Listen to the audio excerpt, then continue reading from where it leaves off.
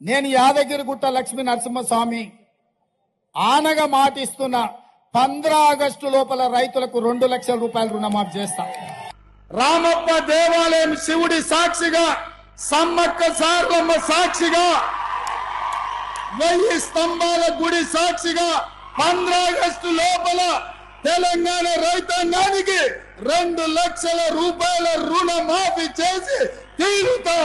జోగులాంబ సాక్షిగా మాట ఇస్తున్నా 15 ఆగస్టు లోపల 2 లక్షల రూపాయల రుణమాఫీ చేసి తీరుతా.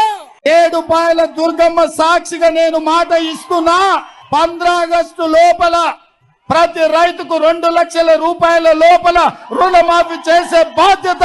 బాసర సరస్వతి మందిరం మీద ఒట్టే చెప్తున్నా 15 ఆగస్టు లోపల రైతాంగానికి 2 లక్షల రూపాయల రుణమాఫీ చేస్తుంది మా ప్రభుత్వం. కొమరవెల్లి మల్లన్న సాక్షిగా 15 ఆగస్టు లోపల ఈ రాష్ట్రంలో ఉన్న రైతులకందరికి 2 లక్షల రూపాయల రుణమాఫీ చేసి ఈ తెలంగాణ రైతాంగాన్ని ఆదుకునే బాధ్యత నాది.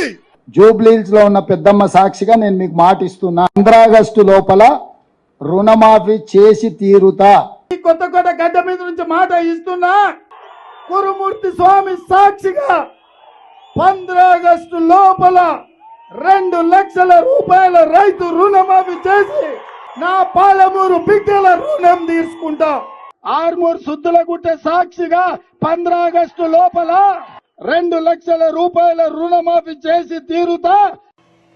అనంతగిరి కొండల్లో ఉన్న పద్మనాభుడి సాక్షిగా 15 ఆగస్టు లోపల రైతులకు 2 లక్షల రూపాయలు రుణమాఫీ చేసి ఈ తెలంగాణ రైతాంగం యొక్క రుణం తీర్చుకునే బాధ్యత నేను తీసుకుంటా.